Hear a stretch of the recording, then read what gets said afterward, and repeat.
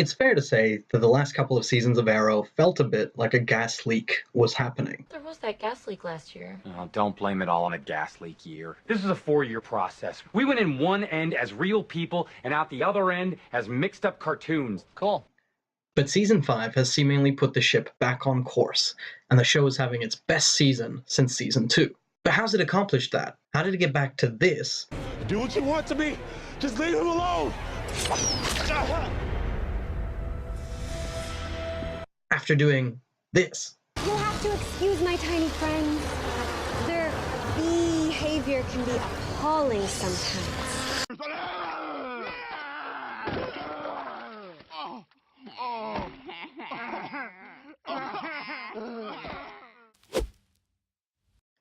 The last 2 seasons have been a bit of a low point when it comes to flashbacks, and this is especially because of the characters the flashbacks are focused on. I mean, last year, we had this generic mercenary villain guy, and this generic lady person. They didn't really do much except create a 20-episode reason why Oliver believes in magic, which is something they could have done in 1 episode, like in that one good one with Constantine, and then moved on to give everyone else something better to do. And Season 3, meanwhile, introduced us to this famous villain, generic general guy. But at least Masao and Katana were a bit more interesting than Russia Lady. This season, however, not only are we reunited with one of the more charismatic supporting characters from the series, Anatoly, we're also discovering the answer to a mystery all the way from Season 1, how Oliver became a Bratva captain. Similarly to how we discovered how Oliver went from a wimpy rich kid to a killer in the first 2 seasons, this gives the character a much clearer arc and objective. Throw in Ivan Drago himself as the bad guy, and all of a sudden the flashbacks are a lot more interesting. They feel like they're going somewhere, like they're leading us towards compelling revelations that have repercussions both in the past and in the present. You recognize your boy? That was taken 5 years ago, when Oliver Queen was supposedly stranded on a deserted island.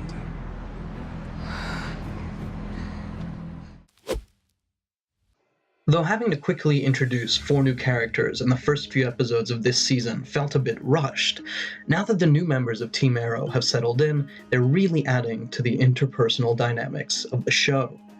After all, except for a terrible, soapy romance, the Oliver, Diggle, and Felicity dynamic hasn't really changed much since the end of Season 2. The new characters of diverse backgrounds and motivations really allow for some fresh interactions, and are also bringing some much-needed levity to the angst-filled Arrow Cave. Barry could do that Flashpoint thing again? Yeah, he does that, Dig might end up with 5 kids. Stuff makes my brain hurt. It also gives the writers a few more characters to do interesting things with, like betrayals, destroyed relationships, and probably even a couple of deaths before the end of the season. With less than half of this season's episodes gone, we still have a lot to learn about these characters and their ultimate role in the plot, but I'm very pleased with what I've seen so far. A huge problem with Season 4 of Arrow was that by the time it came to its ultimate conclusion, we were all fucking exhausted of Damien Dark. It's not because Neil McDonough did a bad job portraying him, but more so because he was the villain from the very first episode all the way to the last one. We never got an extended break from him, and he never really got a chance to stand out as a truly dangerous threat. He feels as dangerous in Episode 1 as in Episode 23, but because in the meantime we've learned that his weakness is the magic of love, he actually feels weaker at the end than at the beginning. What previous seasons, even Season 3, had very effectively done was give us multi-episode minor villains. Not only does that give us a break from our main villain so that he can make more of an impact later, it also means our heroes have to readjust and face a new threat, usually while off balance from having fought that main villain. Think of the conflicted brother Blood in Season 2, or the Danny Brickwell episodes that were some of the best in Season 3. Season 5 introduced us to Tobias Church as a minor antagonist for the first few episodes, and now we've got Vigilante running around as an additional threat. Giving our heroes more than one baddie to contend with is infinitely more interesting, and is a much better use of the 20 hours a network TV show gets to tell its story. Before I get hate mail, let me be clear. I do think Oliver and Felicity could work as a couple on this show, but it certainly wasn't working the last 2 seasons. The main problem with how their relationship was being written was that it consumed the show. This Arrow is so many things, and if you let it just become about one thing, then you forget about the bigger picture, right? People tune into Arrow to watch a superhero show first. Relationship drama can be an element of that, but it definitely shouldn't be the driving force behind the show. But in seasons 3, and especially 4, that's what it became. It felt like every week was Oliver pining after Felicity, or Felicity crying about something Oliver had done, all while their world and city was quite literally at stake. So if that's how they're gonna write Oliver and Felicity as a romance, then I'm oh so very glad it's gone. A big reason why the Felicity relationship became so all-consuming was that for the last 2 seasons, Oliver hasn't had anything much to do except arrow around and then love Felicity. I mean, he ran for mayor last season, but he was pretty much completely unopposed. Twice. Killing off the opposition helps like that. But now that he has a role and responsibility as both the mayor of Star City and the Arrow, we get a lot more of what makes so many superhero stories interesting. The conflict between the hero's everyday life and his vigilante escapades.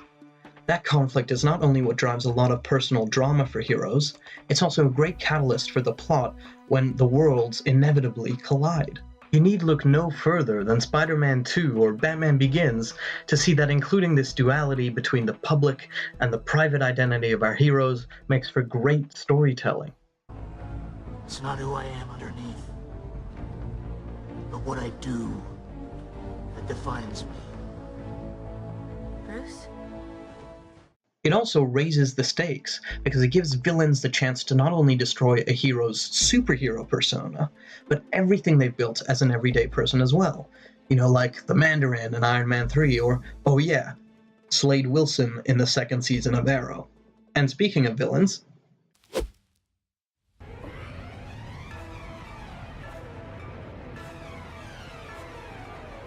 how good is Prometheus? And it's not because he's a ninja assassin. Those can be very, very boring. You either ascend to Raish as I have designed, or you will die. And the last thing you will ever see is Boring! He's great because he's a villain who is specifically coming after Oliver for his actions in the 1st season of the show. The Arrow created Prometheus by going on his morally questionable justice rampage, and he now has to answer for his sins. Why did Slade work so perfectly in season 2? Because he was making Oliver pay for his actions in the flashbacks. But with him, you could argue that the super soldier serum drove him crazy, and he wasn't too justified. Prometheus, on the other hand, wants vengeance on the man who murdered his father and a bunch of other people. And he's going about it in the most twisted, methodical way possible. He has a plan, he leaves breadcrumbs, he's like frickin' Moriarty. And that means we get emotionally horrifying, but narratively amazing moments like this one. I've waited to make you answer for your sins.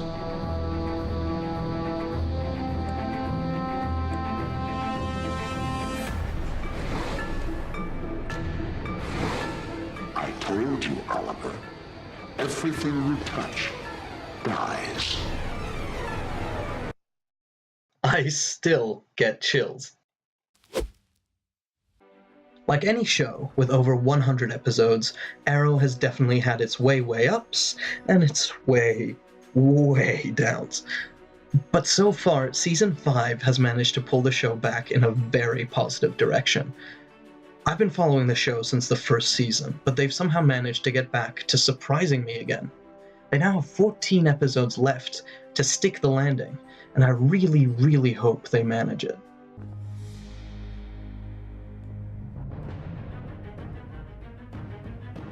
Hi, Ollie. Looks like they just might pull it off.